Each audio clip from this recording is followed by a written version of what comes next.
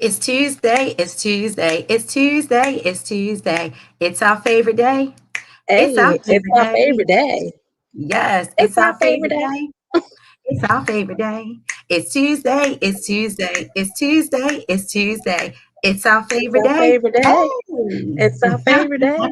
We love that little song. I Hey, know. welcome to the Connected Corner. I'm your girl, Tori Rose, I'm your girl, Kiana B. Jones. and we are so excited on this amazing Tuesday to be with you guys today. Oh, we are just so excited. We have an amazing extension and another show in our salute to women and our acknowledgement to the historic month of Women's History Month. Yeah. I will say I was a little salty. I saw one or two fellas say, "Is there a Men's History Month?" And I wanted to say, "Shut up." History is Men's History Month. And I'm like, History is Men's History Month. Guys, let us have something. And right. so we are just amazed. We had an amazing guest who was a man last week who was able to Mhm. share with us the amazing things that his mother has done in her life while we had her here. She was a pioneer for not only women and community, but children and families and Mhm. policy. And so we want to give a shout out to Squeaky Kirk, who was here talking about his amazing mother, Miss Ruth A. Kirk, who was a delegate. She was a mother of seven. And so awesome, awesome show last week, guys. If you didn't check it out and you didn't catch it, Kiana, tell them how they can find it. You can watch it on the replay on our YouTube channel. And you're going to go to YouTube and type in the Connected Corner. And while you're there, we want to make sure you subscribe to the show and also click on notifications so you know when we go live every Tuesday, 8 p.m. Eastern Standard Time. Yes. And I'm just excited. We have an amazing woman today. We want to bring her on in a second. But before we do, we want to give a shout out to our partners and our studio and all of those great people. So I want to give a shout out to Diamond K at Radio on Fire. Want to give a shout out to DJ Rock Nice at WMEG Radio. And who's our favorite woman, Kiki? Our favorite dynamic woman is Meech Varner Jackson over at Nick of Time Media. Whoop. Hey, Woo. girl. So we are grateful for the connections. If you guys want to get connected, you think you have something, a value, an asset to bring to the community, and you could be a guest, email us at B as in boy, C as in cat, G as in girl .manage, and it stands for Beehive Connected Group. So bcg.manage@gmail.com. All month in March, we're going to be celebrating women, talking about women's history, and even making some women's history ourselves. So, who do we have today, Kiana? So today we have the awesome and amazing Odette Ramos, and she is just women's history, and we're going to talk about the history that she's made, her long line of accomplishments, professionally and otherwise, as a woman, and the mark that she has made in Baltimore. And Yes. so, without further ado, we're going to bring on the first Latina councilwoman for Baltimore City Council District 7. Did y'all hear me? The Whoop, first. whoop. Hey, Yes. girl. Hey, Odette. Welcome to the Connected Corner. Hey, how's it going? Great to see you. Good to Yes. see you as well. You dynamic, trailblazing, amazing woman. You. I have missed your face. How have you been? I've been busy. I've been real busy. It's been a lot. We've been in office for 3 months now, and it's been a whirlwind, really. But it's been a lot of fun. I really had a lot of fun. I'm learning a lot, making mistakes, but that's how we learn. And then, trying to get a lot of work done. And it's been great working with my colleagues. We only have 4 women on the city council, and they're wonderful women. I want to give a shout out to them. Vice President Sharon Green Middleton in the 6th District, my good friend Felicia Porter in the 10th District, and Danielle McCrae in the 2nd District. and then I'm in the 14th district. So, we work hard. We've been working together on a lot of issues, and, shout out to my colleagues. And thank you so much for having me. This has been great. This was really great. Oh, no And worries, it's no so great to see worries. you again. Tori, we were Emerge and are Emerge sisters. We both took the same class to learn how to. That's a program that helps us learn to run for office, and so it's a great program. So hopefully more women will take advantage of it. Most certainly, most certainly. And I just want to shout out. So shout out to Emerge, because it is definitely a sisterhood. Anyone who knows Kiana and I know that we are proud graduates from Western High School. And so when we talk about sisterhood, we're always talking about, the importance of being an empowered woman who empowers other women. And so even that you started giving an acknowledgement to the other women on the council is just very humble, very, a sense of humility. And I know that, you guys may have different backgrounds, different ideologies. I've had the ability to work in some capacity with each of the women you named, and they are just amazing women. And there is only 4, right? So that's a sad part, because we were hoping to at least have 7 women on the council at least. So tell us, the listeners, a little bit about why there's an emphasis on only, being yourself and then, a few other women versus half and half. Explain that to the listeners. Sure. So I do want to give credit, first of all, to the council president, because he actually made 2 of us committee chairs. So that we have, 4 women and 2 are committee chairs, and we have 6 committees. So it's a kind of a big deal. And he's very committed to making sure that we all have a voice. And I know I was put on some really important committees, so I'm grateful for the opportunity to work on these issues. But we and no disrespect to our men council members, because many of them are very skilled and really great at what they do. I just believe strongly, as I think you all do as well, that we do need more women on the council.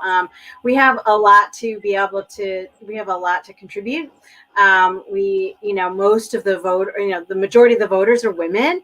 And so, we want to make sure that we have opportunities for women to also play these roles and be examples for other women, but also, really tackle some of these big issues. Councilwoman McCrae and I have been a big advocates to change the tax sale system, which is a horrible, predatory, terrible system that we have for collecting taxes.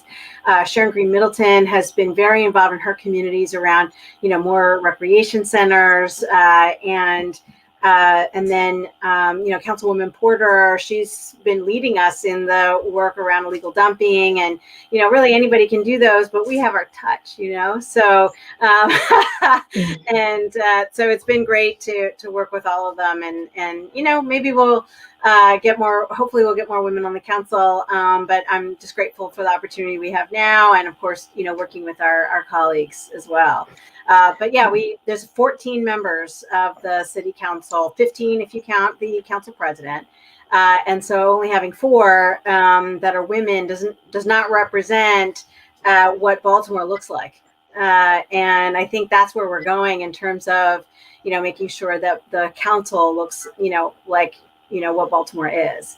And so I'm, grateful to be, the first Hispanic elected in Baltimore City, because now our population is growing and needs representation as well. So it's very exciting to be, in that role. Challenging because there's a lot to do, but I'm excited about that. So, we've just got to think about, how do we get a council that really looks like the rest of Baltimore, but again, no disrespect to my male colleagues. I mean, we're working on a lot of great things together. Yeah, well, this exciting. I mean, we're definitely. I'm like trying. I don't want to smile the whole show. My jars are going to start to hurt. But I'm excited to have you on this show. We've had opportunity to be in the community with you. We're super excited. Also having Hispanic heritage we're multicultural as a family, and our city again is multicultural, and it definitely should represent that. And we'll say his name. We'll give it a shout out to our friend Nick Mosby, and he needed to definitely pay homage to the women, right? Because he's also he has to go home to a very powerful and I think that successful was woman. it. Yeah, yeah. We know that, right? So he had to do the right thing and put women on the council in those leadership positions. So very smart young man. And so Exactly. it's interesting that you talk about representation. I think the greatest news catcher this week has been the conversation that Oprah had with the Duchess and Duke of Sussex. I want to make sure I'm giving them the right title. So Harry and Meghan. And in that interview, Meghan talks a lot about the ethnicities and the culture, I should say, the characteristics of people in the Commonwealth. And that it is important for the Commonwealth, which is predominantly, I think 65 to 70% people of color, to see her as representation. Do you think that the Hispanic people in our community are empowered by your representation? Have you really? So that's the first part. Do you think that they're empowered by your representation? And then do you feel that you're able to really leverage the position to connect more to our Hispanic brothers and sisters? Yeah, so it's an interesting situation that I'm in because I don't have as many Latinos in my district as there are in other places. So they've got a lot of the Latinos that are living in, Southeast Baltimore have a great relationship with Zeke Cohen, and I don't want to, interrupt that. I think, but he's their councilman. So what we'll be working on is sort of larger issues around, our population in general, like the fact that, the vaccine, for instance, right? We're trying to get out of this pandemic. Our community was, hit hard, both Black and brown hit very hard by COVID, and yet we're not getting the vaccine. And it's not that we don't want it, it's the access. And so, you look at the city's website, you look at the state website, where is the Spanish language in any of that? Right. No. So we've been calling that out. We're working on making sure that gets done a different way. We'll be going into the community with flyers and all of that in Spanish. I'll be part of a bigger campaign around it. So it's really the doing the work, And yes, I do take my role very seriously to make sure that people know that if they want to move and do this work, you can. And I know that, so I do take that seriously to make sure that I'm a good example. And so I do think that there are folks in our community that really feel like finally we've got representation and we can, do more, and we're actually seen in the city. Without representation, you don't feel seen. You don't feel that you're part of it. And so now people feel like, what, we're here, and thing is that we've been here. I've been here for 30 years. We've got lots of first and second generation that have been here, moving all over the city now, not just staying in one place. So it's amazing and great. And so I'm looking more forward to getting into, that work. We'll be also working on this initiative that was passed 4 years ago with CASA and several other partners to create a municipal ID. And that was to make sure that really anybody, people experiencing homelessness, anybody who's undocumented, the people who are transgender or non-binary, have an identification, that they can use and say we're part of the city. And that hasn't been implemented. So it is something that I'm working on trying to get back going again to pass, because that was a big initiative then. And also, I also take my role as to educating our communities about what the Hispanic Latino community is doing and value that we bring, right? So, not everybody, some people think that all of the Hispanic people that are here are immigrants. Well, we were all immigrants, by the way. So Right. some forced, I get that. Right. but that, the perception is that everybody's undocumented, which isn't the case. We have first and second generation here. We have lots of business owners that have been here for a long time. So it's really educating folks about what the community looks like and the values that we bring. It's not just the amazing food, but also, but also, we're lots of business owners that are, real estate agents, and they have lots of different kinds of, we've got contractors that are, doing work on our streets that are Latino, and we've got, so it's really building that community up. I'm Puerto Rican, just so people know, so I don't have the immigrant experience, and there's a lot of conversations now about, Puerto Rico in relation to the U.S. and all of that. We do have in Baltimore lots of people from all over the world. So we have Hondurans, we have Mexicans, we have Puerto Ricans, we have El Salvadorans, we have people from all over, and Dominicans. Yes, the DR. Yeah, don't forget the DR. Exactly. And so it's kind of my role to make sure that those voices are lifted. Not that let me cut you off for 1 second, because Sure. you've said several times about generations and culture and community, and from what I remember, and I think you may have even spoken on this, was your grandmother a part of the women's suffrage movement? Yes. So tell us a little bit about that, because I think there's a misconception that you just, popped up on the state central committee one day and then you were running for office, and then you were running for office. Many of us, much like us, we have been doing the work behind the scenes. It's not until you see, gross misjustices and people who you love and you care about, communities you love and you care about, torn apart, that you say, okay, I got to do something. I got to come to the front. So tell us a little bit about who you are behind the scenes, all the way back to your grandma. Yeah, sure. So it was actually my great grandmother. She ran for office in Puerto Rico. But before then, she was very involved in the suffrage movement. Now, here's what happened. In 1920, when the U.S. women got the right to vote, that did not include all of the colonies and territories. Okay? Because it just said in every state. It didn't say all the others. So she was one of the leaders who said, if we're part of you, we get to vote too.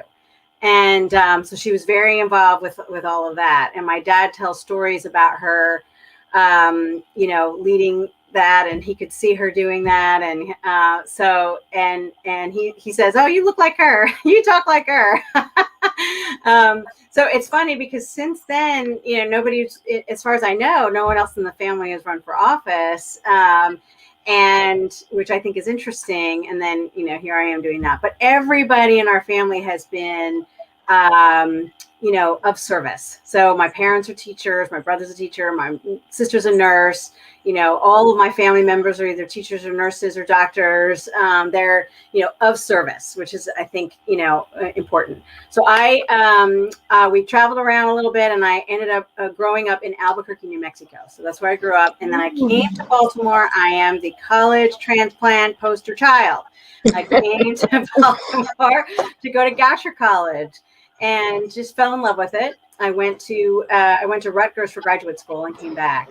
And even in college, I was, super involved in 1992, the big campaign statewide was Question 6, to make sure that abortion stays safe and legal in Maryland, no matter what happens on the federal level. Maryland will always be a safe place for us. And, that was a great campaign to be involved in as a college student, learning and making connections and meeting people all over the state. It was really amazing. It's a wonder I even, went to class, involved with stuff. And then I became student government president. I was student government president for 3 years. As a sophomore, I started. And then, just kept staying involved. I mean, after graduate school, I came back and worked in the General Assembly for Delegate Jim Campbell. Then I worked for Senator Mikulski. Then I worked in the nonprofit world as an organizer for Greater Homewood Community Corporation. And at that time, as a volunteer, I was one of the founders with colleagues here in my neighborhood as a founder of the Village Learning Place. And that's an amazing, magical place. It was an old library, and the city closed it down. And we said, no, we still need a library. So it's a community-run library and learning center. It's very amazing. And then I started my own business. I was called Strategic Management Consulting. So I was doing small business and nonprofit consulting. And I was also the chair of the Baltimore Hispanic Chamber of Commerce at that time. And then in my most recent role, I was I forgot one thing I did was I was the founding director of the Baltimore Neighborhood Indicators Alliance. So that is a place where, a lot of you can get your amazing information about neighborhood change and to help with neighborhood change. But wait, I'm going to pause you. I'm going to pause you again because we don't want to forget one thing. Right. In that time, were you not the founding person, or did you not help establish Unchained Talent? Yeah. So, hey, so I'm in your business. I know some things about it. No, so I was a consultant to Unchained Talent, and Christina Gray is actually one of my constituents, and she founded the organization, and it was a great. I guess it's still around. Great organization. Working with young people on, the theater arts, putting on shows, also everything from, not just the acting, but also the stage management and the sound and the lighting and kind of all of that. And they were also very much involved in a lot of civic work around that time with the Algebra Project and several others trying to get more money for youth programming. And so, it's a great organization. Yeah. I was a consultant, I got to work with all these really amazing organizations like the Algebra Project and Unchained Talent and people all over the state. And so it's really amazing. It really was amazing. How I know about it is because I was extremely hateful. I have to walk in my truth when I heard that Lake Clifton had Unchained Talent. It was hubbed in their school. And so their students, not that they didn't need it, but I wanted Western to have it. And so, and around 2008, 2009, I can remember, I was out of college myself. I had just had a child, but I used to be in the drama club, if you can't tell. And stage crew was very important to us. And we put on big productions and things like that. And I wanted Western to have the same program. And it was about maybe 6 or 8 months ago, I was doing some research for my current high school where I serve. And I came across the name of the program. And I saw your name connected to it. I was like, she is a true Aquarius. You keep your hands in some great, great work. And Kiana, I'm sorry, I know you're going to ask a question. I just wanted to let Odette know I've been in her bushes. I was going to say one of the major things, she was talking about her resume just being impeccable and amazing.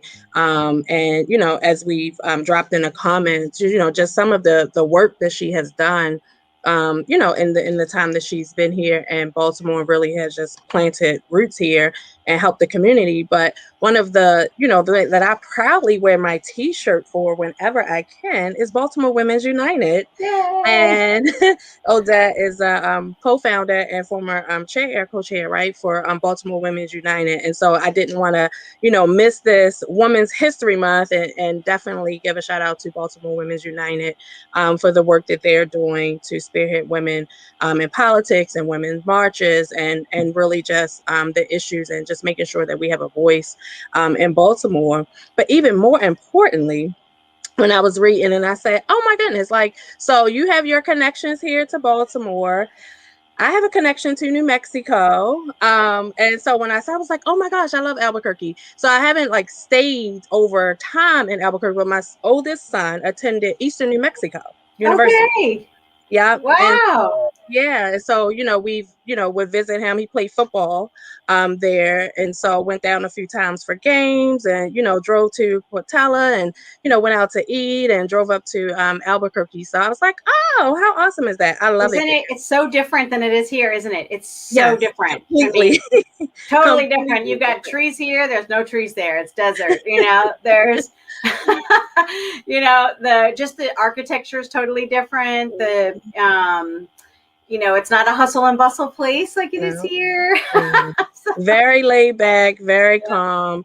But I love it. I love I love like Southwestern theme and art. Like I always kind of wanted like my home and stuff built there. And I'm sure at some point I will retire to the desert or an island. Um, Yeah. one or the other is calling me. But the other thing, you work for Greater Homewood. And I was like, oh, okay. And at first I was like, maybe that's how I knew her before now. But I don't know if we were working at the same time. So I worked for Center on Aging and Health, and I was managing the Experience Corps grant. And then Greater Homewood was a partner with Right. our Experience Corps grant. Uh-huh. So I was like, oh, look at that,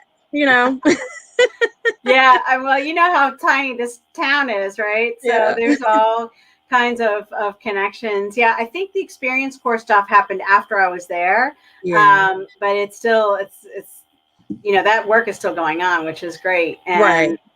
It's important work. And I know we have several residents here in our neighborhood that are actually still Experience Corps volunteers in our schools, Oh, which is really awesome. cool. Awesome. Yeah, Yeah, they love that it. was And a it's so wonderful important, work. it's Yeah, really it important really work. was.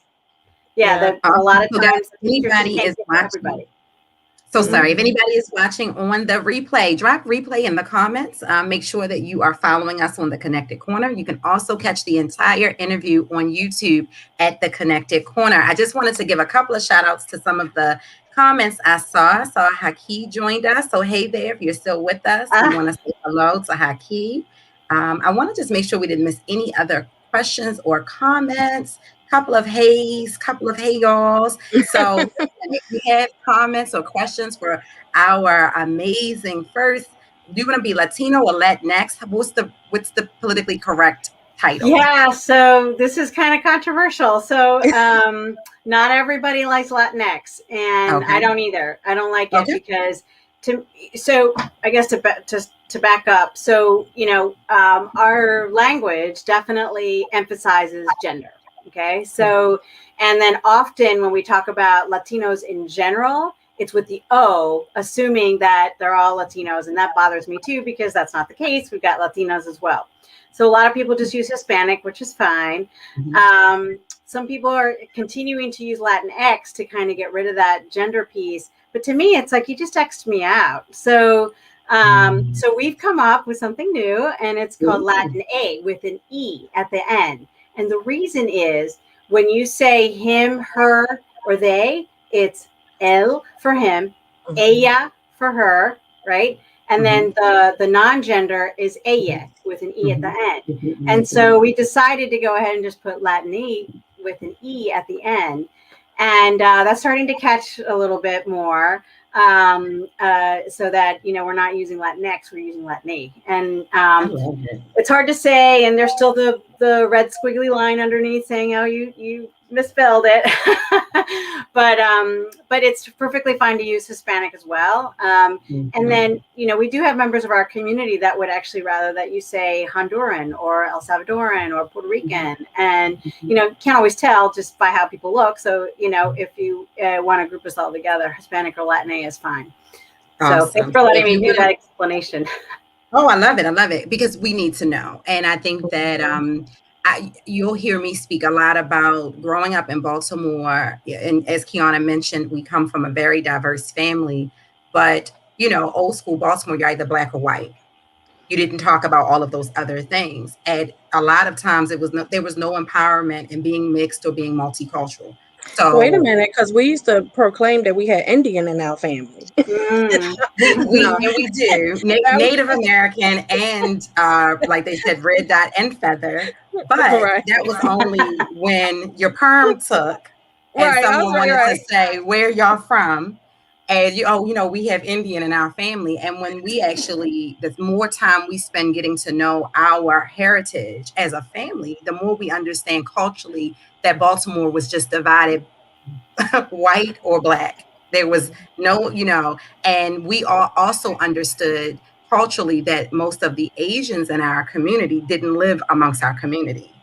And so they came in, they had stores, they serviced the community, but they didn't live in our community. And so I love Latin. I love the fact that you are educating, everyone, and that we are all able to speak a language that is not pacifying, but empowering, right? So if Mhm. you guys have questions or comments for our first Hispanic councilwoman, Odette Ramos, don't hesitate, drop them in. I also saw Constance joined. Hey there, sis. Good to see you. So Kiana, it's about the time. You want to do your keys questions? Yes, I definitely Awesome. did. And so we talked about we have a segment where I have Kiana Keys questions. And so we have our little timer here. Mhm. Um, and we have 2 minutes to answer the question. Of course, you're our guest, so you can go first. And so the question that we have, the first one is, what is one her story moment in your life? So we instead of saying his story, what is one her story moment that's memorable in your life? You're going to start with me, or you want to Yeah. start with? Okay. You start with you. So I love telling this story about Senator Barbara Mikulski. Okay. So Senator Barbara Mikulski, the first woman in the U.S. Senate elected in her own right. She was first a council person in 1976 here in Baltimore, and then she became into Congress, and then she became a senator. So when I worked for her, there was, it was kind of interesting. We were walking down the hallway. I was standing behind her. She's only a little tinier than I am, not very much. And up ahead, there was this group of male senators, big, tall, big. And she walked right up and she said, "Hello, everybody." And it was like the parting of the Red Sea. Everybody got out of the way. She kept going and we followed her. See ya. And then bye. She commanded respect, not just because she was short and had to be, make sure that people knew that she was there, but also just in her words and actions. And I know she's done really amazing stuff since then, and all kinds of great things. But that moment sticks to me for two reasons. One is you make yourself known. You have to absolutely say that you're here. And then the second is just because, again, she commanded that respect with everyone in the Senate, Democrat or Republican, that they would, get out of her way, because you got to get out of her way if you're going to get it, so that she can get her work done. So anyway, that's a moment that sticks with me. Wow, awesome. I love Tori, it. I think you it's have a her story moment. let me see. I have a few women that I look up to, and I always talk about this particular person, but I'm gonna do it again. My her story is a conversation with Senator Barbara Robinson. And, it campaigning for the first time is hard. I had a lot of different people saying, some really good advice. But people don't often tell you what's happening behind the scenes. And so if you guys, anybody listening doesn't know who Senator Barbara Robinson, retired Senator Barbara Robinson is, please look her up. She's on Facebook. She's an author, mom, grandma, all of this. She just published another book, just came out. And just published another book. And that behind the scenes kind of heart to heart that she gave me was that troubles don't ever last forever. What I didn't know about her was there was a time when she literally started a business and had like $40 to her name. We see this accomplished person who's written policies, who, by the way, she's the reason that women can wear, pants in a lot of the workforce places here in Maryland and Baltimore City Council. She's the reason for a lot of just different pieces of equity, right? Like this is not equality, this is equity. We need a little more than you guys. Stop trying to give everybody the same, status quo. But anyway, with her, I think the moment I had with this person that I see as a giant, as I see as someone who has been very, very successful, she gave me the realization that she's also human. And so for anyone who's watching who may be going through like challenges and feeling like they're not as productive as they want, just understand that troubles don't last forever. If you stay focused on what your calling is, what your purpose on this earth is, and you let that be the focus and not focus on like the things that are going on right here, you'll be 5 years past that issue and you'll be like, dang, that thing isn't even that, that bad. And you'll be able to really accomplish so much more by staying focused. So she's my her story person. her story moment. I think, wow. I mean, it's definitely so many that we can have, especially, going to like an all girls school and just being Mhm. supported in that way. I think somebody throughout, and honestly, I had two, both were educators. One was my elementary school teacher, but I'll talk about, much like you guys, my college professor, Mhm. Professor Neverdon Morton. And so she was literally she was the only um, woman professor in the business department at Coppin at the time Mhm. when I was there. Mhm. And so, African American woman, here in the department, the only one. She soon, after Dr. Baha left, became the chair of the department at that time. And so here we are as, young women in these classes, predominantly male professors. My major was business management and accounting, and just her mentorship, through that, having those same conversations, like sitting in the front, being heard, understanding that at that young age, you're coming into college. I started college at 17, and so you're coming in and I'm about to go into this male dominant career, in business. And so having her there, I can't imagine her not being there at that time going through that, because all my professors other than her were male. I literally had all male professors. And so, just having that mentorship my entire 4 years there, encouraging me, showing me, making sure, I had that foundation and giving me that toughness that I needed, to get through. I got my first probably D paper that I wrote for her, and I literally was like in tears, like my mama beat me, sitting in her office.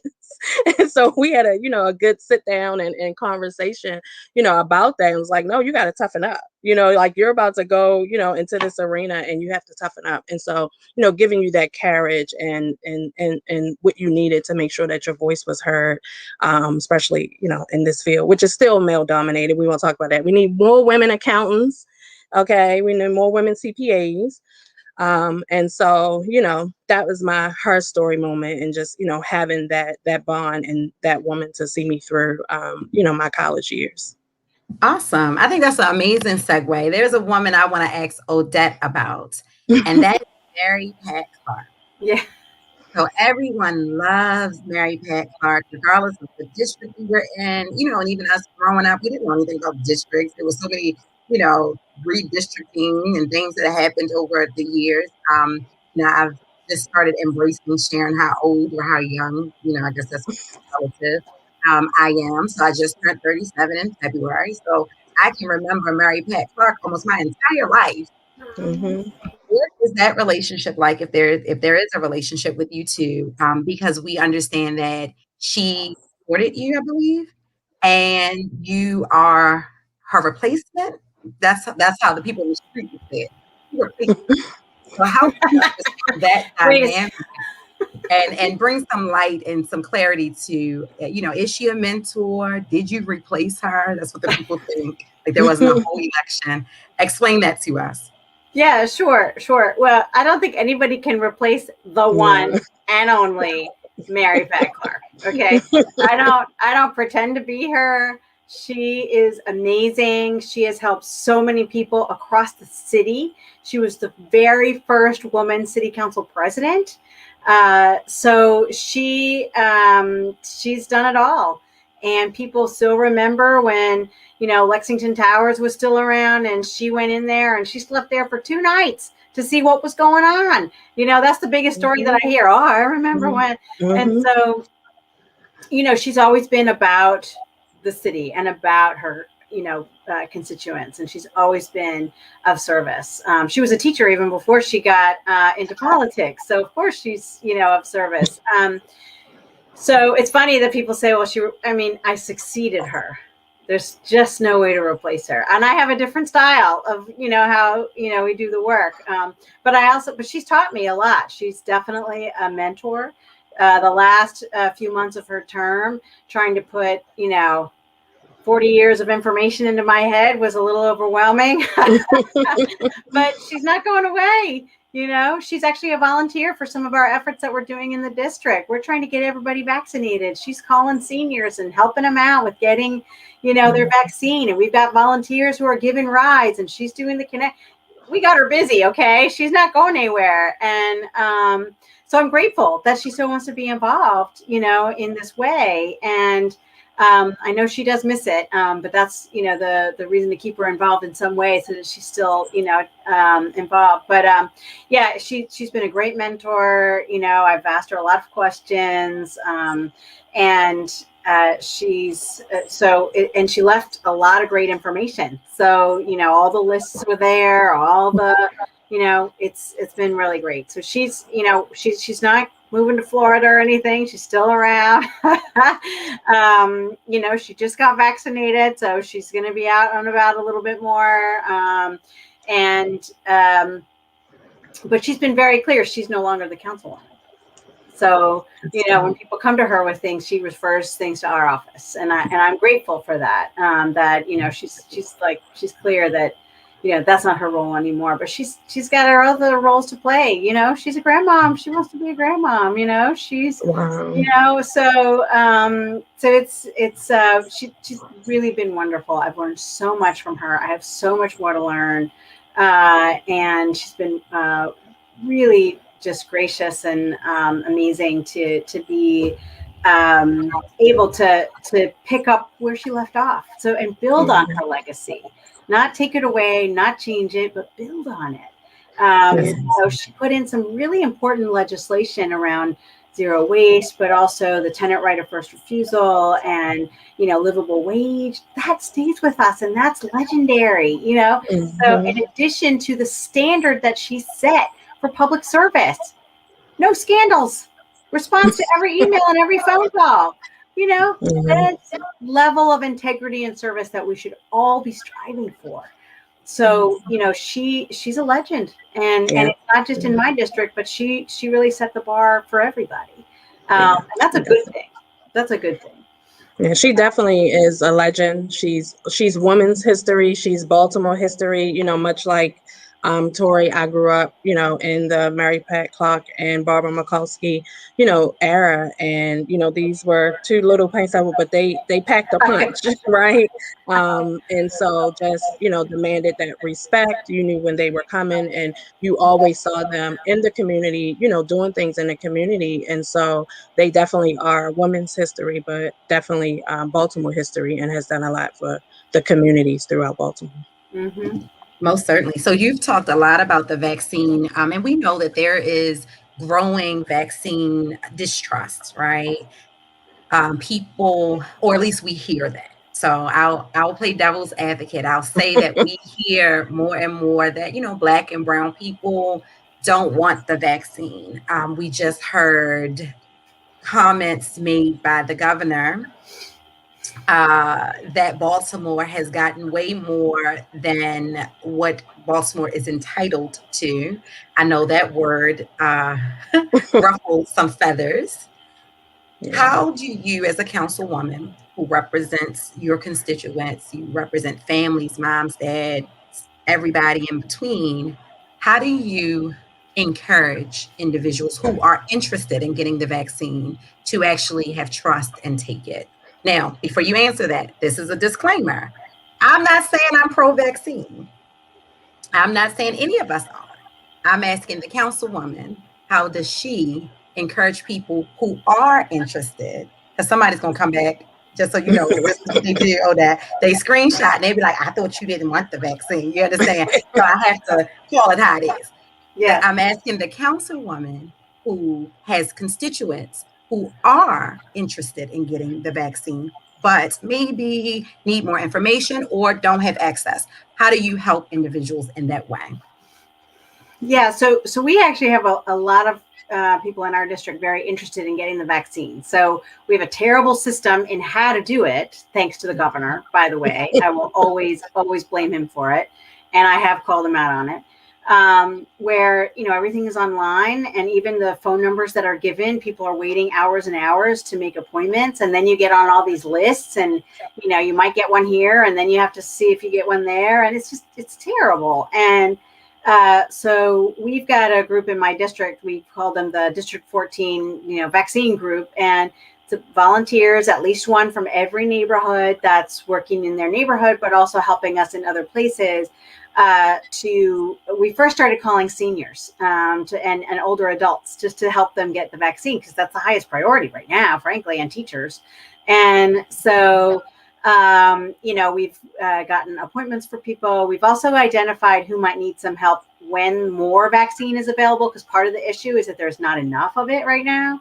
So when more of it is available, then, making sure that we know, okay, well, so-and-so is going to need a ride when they get an appointment. So we have, matching people up, because people who are giving rides from our group have already been vaccinated. So they feel very comfortable being able to do that. And then, there are people that are hesitant, and we just have to treat that with respect. And there are people who say, you know what, I'm going to wait until I see a little bit more people getting it, and how it's fine. When you're ready, we're good. We'll help you out, and that's important to respect that. And let them go through their own process of getting information, making sure, if the next door neighbor got vaccinated, how did it go, all of that. That's fine. I mean, we'll all get vaccinated, those of us who want it. And, for those who don't, that's fine. But, you've got to respect us for wanting to get it as well. Mm-hmm. So, but it is important that, we try to end this thing. It's really important that we do this, because otherwise we're not, our kids can't stay out of school anymore. People trying to get back to work. It's just, we've got to get this thing. So we'll see, but we are really trying as much as we can to get anybody who wants a vaccine to get an appointment and get there. So. Where can someone, well, first of all, tell us where your district is, because I know we've been just saying it. That's because we know you and we know, but tell all of the listeners, like, what is a District 14? Where does it start? Where does it end? How far do you reach? So it's a very interesting district. I have most of Hamden. So going from west to east, I have most of Hamden. Falls Road, Hickory Avenue is kind of the boundary. I have Hose Heights, historic African-American community. Heading, east from there, I have Wyman Park. I have some of Roland Park.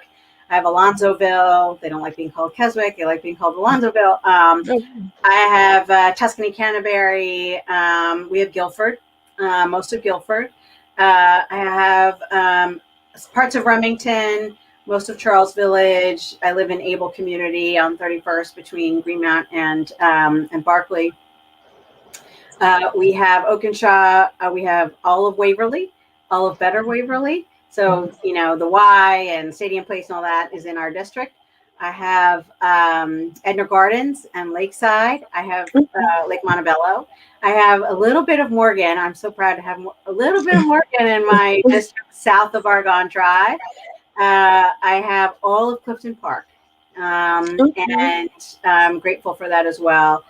A little bit of Darley Park, and then I have Coldstream Homestead, Montebello as well. So it is long. It's, not very wide, but it is long. Mm-hmm. Greenmount Avenue is kind of the dividing line, if you will. And it's very diverse. I've got some of the wealthiest people in Baltimore City, and I have some of the more impoverished people in Baltimore City, and everywhere in between.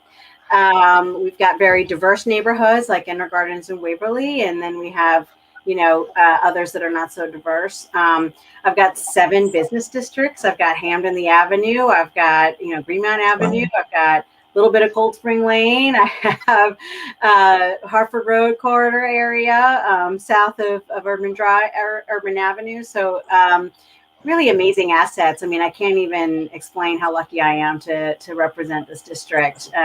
With Lake Montebello, the parks, everything that we've got, and so many amazing people. There's a lot of troublemakers in my district too, which I'm thankful for. And that's a good thing, So it's a great district geographically. And again, just this challenge of how segregated it is does come into play, and it's definitely a challenge I want to take on to just try to make sure that we're all working together, because there are a lot of common issues, and so it's it's a great district. I have Johns Hopkins University. I have the BMA. I have Wyman Parkdale. I have so great businesses. Yeah, it was really great during the general election. Remember when the goats came to Wyman Park and everybody descended on there? And then they also brought their ballot because the ballot box was up at the BMA. So they came for the goats and then they came to vote. It was hilarious. So. Oh my goodness. Came for the goats and came to vote. I love that. You know, we can put that on a t-shirt. I came for the goats. I stayed to vote. I love that.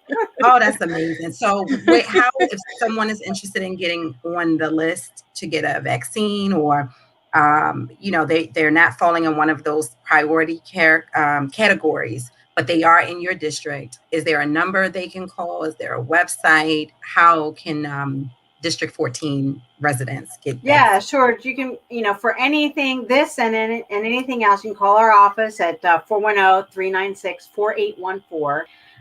And we are, all of us in the council are working remotely, but we do check those messages. Cindy from my office will call you right back. She used to work with Mary Pat, so it's wonderful to have that continuity. You can also email us on my address, odette.ramos@baltimorecity.gov. And we'll, you know, get you, you know, involved in the volunteering or, you know, help with the vaccine or whatever other issues that you might have, you know, in the district. Anything from traffic calming to water main breaks to, you know, we do have folks that have, you know, water billing issues, and we all have water billing issues.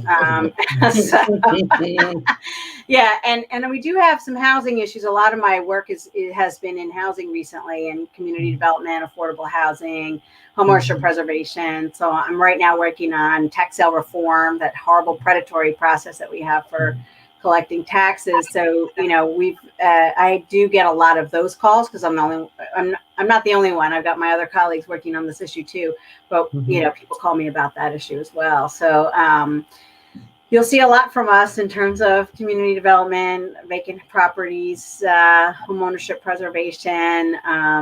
You know, my colleagues are working on a lot of different issues as well. So, well, I have one if I can bring to the table selfishly. And I just want to make sure that we are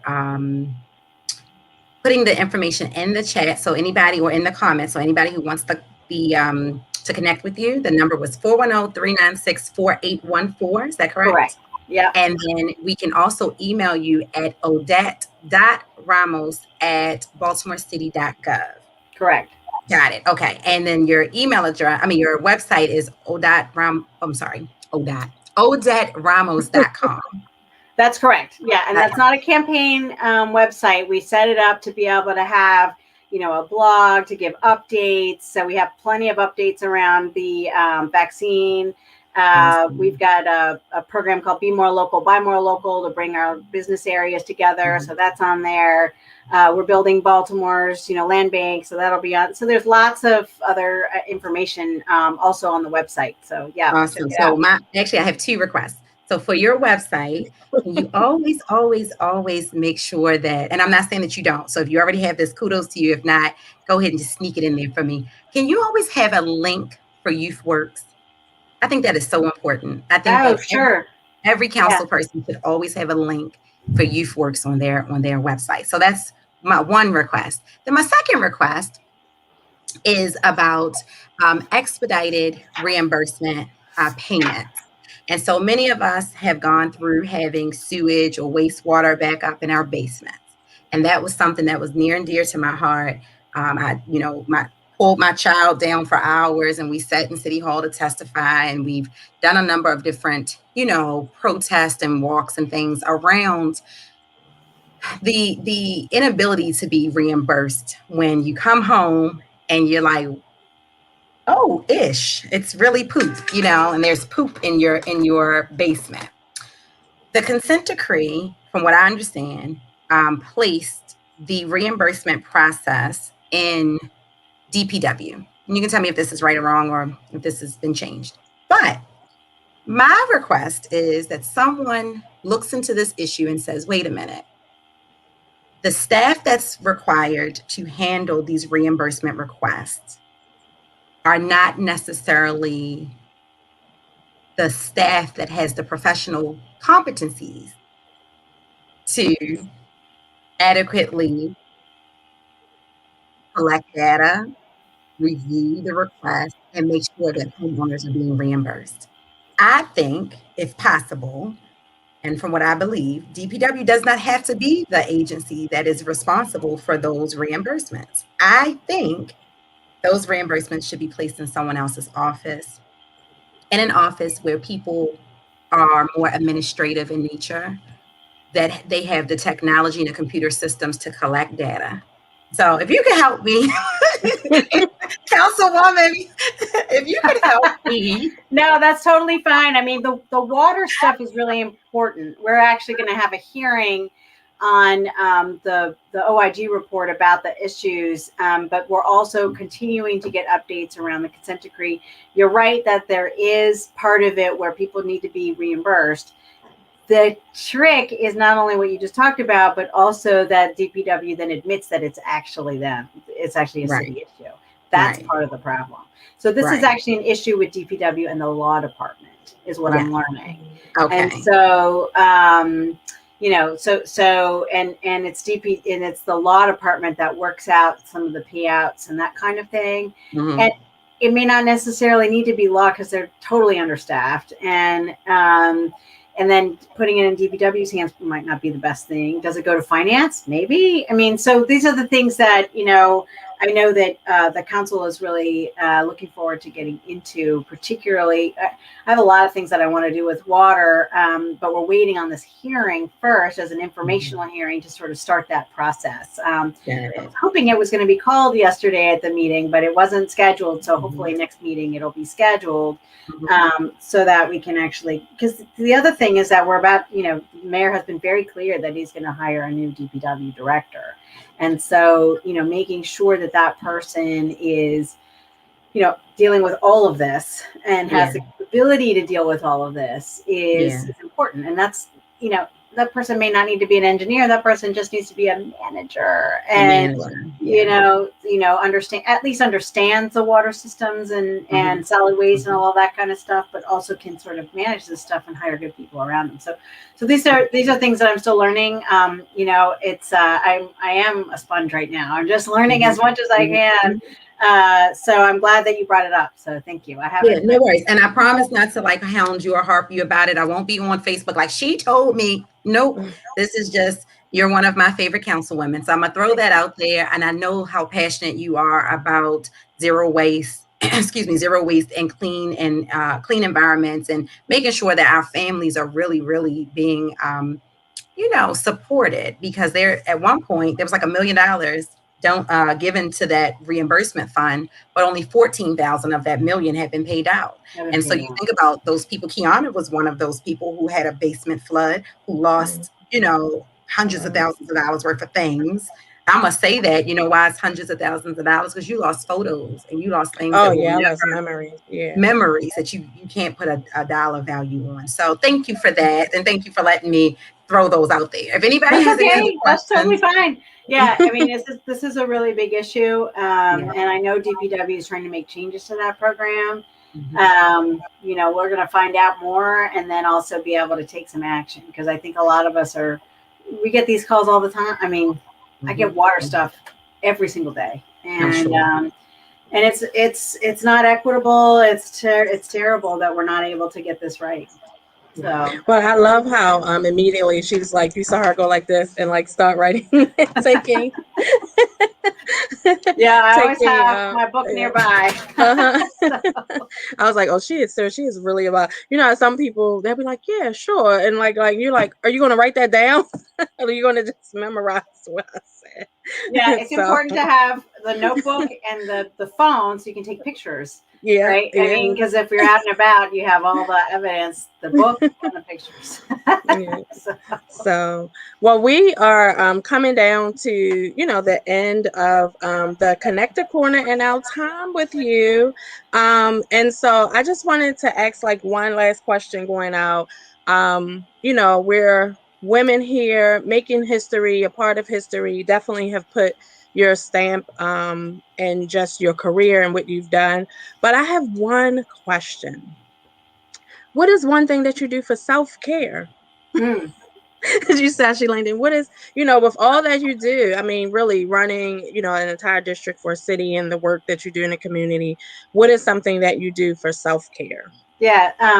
Well, I'm a runner. I actually run every morning. I have to, it's like morning coffee. I have to get that run in. And it's a way to kind of center myself for the day.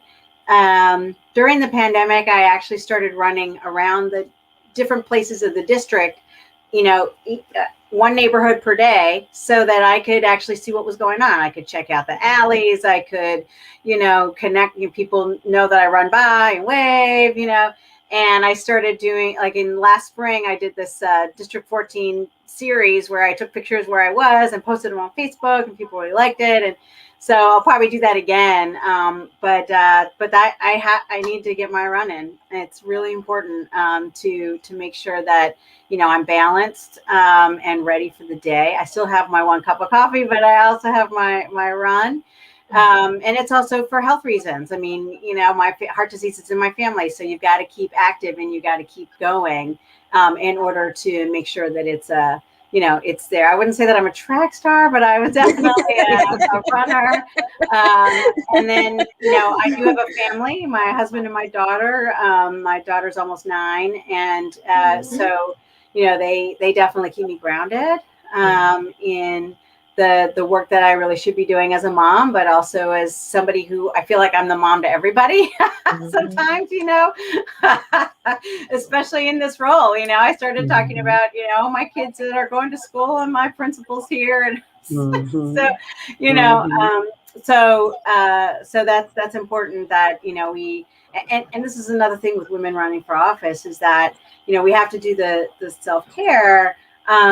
But we also have to, because we have these other responsibilities that end up coming our way, or that we've had for a long time, is to have that support system. So I'm grateful that my husband actually has a very flexible schedule in his work, so he can be around when I need to go elsewhere.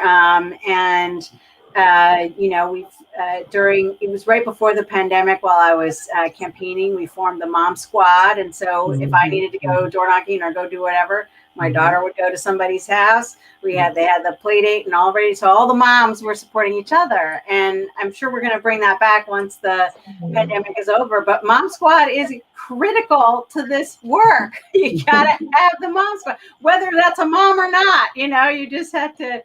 So developing the Mom Squad has been really important as well. So, yeah. That's awesome. You ladies almost saw me become a runner and a track star. There was a spider. So that's what was happening. Yes, and I saw it out the corner of my eye. And we just had to have a little eye contact because I'm allergic to spider bites. And he didn't give me his identification, so I don't really know which tribe he's from. So because at first I was like, did she drop her phone? But you just keep going. It's live. Right. So we learned to just keep rolling and keep going. Honey, if you I was calling, they like, what happened that one moment when you look like you was about to fall out the chair? Oh, child, it was a spider. And, oh my God.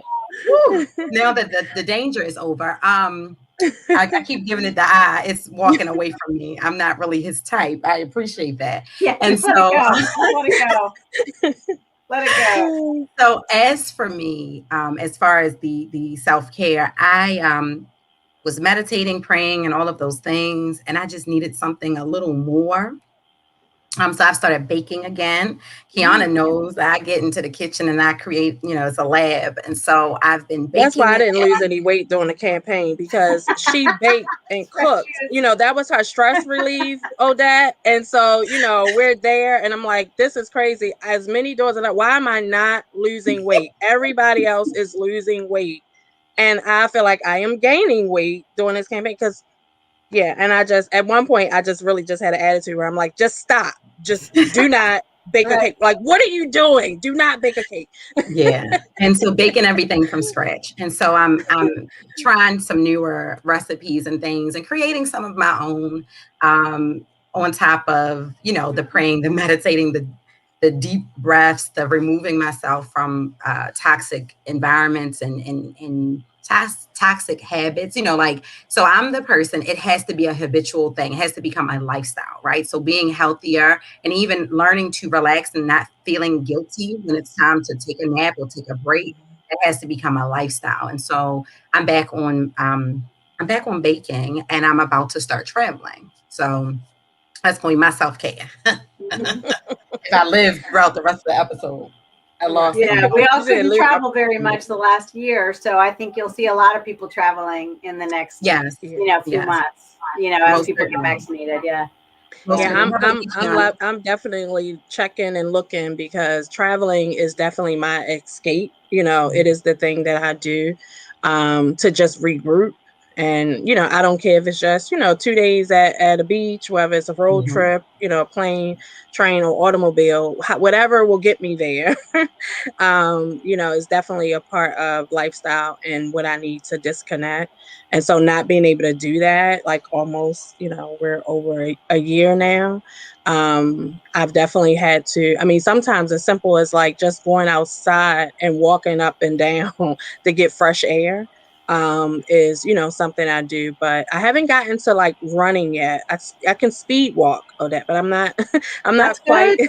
That's to good. the running, but that was something last summer just started kind of getting out and getting more active because I also have pressure, so having heart disease and the high blood pressure is important to stay active and Active. walk and get the air in your lungs and breathe and take The deep heart breaths. pumping. So Yeah. yeah, Mhm. so that is definitely something I do for the self-care, but definitely about to cannot wait to get back to traveling. I didn't want to 'Cause laugh at that's you. You sounded like Grandma Leggy. I got the precious. I got pressure. I got the precious. I got precious. I was like, you got what? Right. Sounded like my grandmother. I got the precious. But yeah, definitely. Yeah, that is so fun. So we definitely appreciate you being here. This has been an awesome show. At the Connected Corner, we love to bring our guests news and resources they can actually use. And so we not only got news and resources from you, but we got lessons tonight. And we learned some new things, and so we definitely appreciate that. Mhm. So if anybody you missed the beginning of the show, middle of the show, you're at the end, or you're seeing this, if you're watching it on the replay, definitely drop your comments down. We want to know, if you're watching from Facebook or YouTube. If you're watching on the replay, let us know. But definitely like start over again. Listen to all this great information that we received from this amazing woman, Odette Ramos, who is the first Latina councilwoman for District 14 in Baltimore City. And so we definitely want to thank you for joining us on the Connected Corner tonight. Thank you so much for having me. It was so much No, fun. no. It's so great Thank to you. see you Stay both. for 10 more seconds. Stay for 10 more seconds. I'm Tori Rose. I'm the Connector, and feel free to find me guys at Instagram, Tori Rose the Connector, or Facebook, Tori Rose or Tori Rose the Connector. And Kiana, how can we find you? You can find me on social media platforms as Kiana B. Jones, and that's on Twitter, Instagram, and Facebook. And you can find the Connected Corner at the Connected Corner on Facebook, Instagram, and on YouTube. Awesome. Thank you guys. We appreciate Thank y'all. We love you. you. See you next Tuesday, 8 p.m. Thank you. Oh, that's day.